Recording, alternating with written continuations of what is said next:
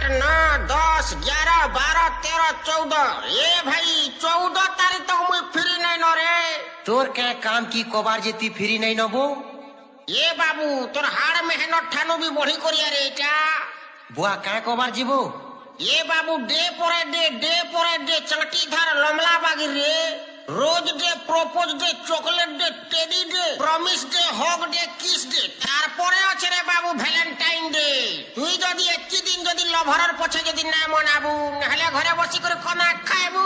আরে শোনা আমার জানে জানা ইধর থোড়া দেখ না রে।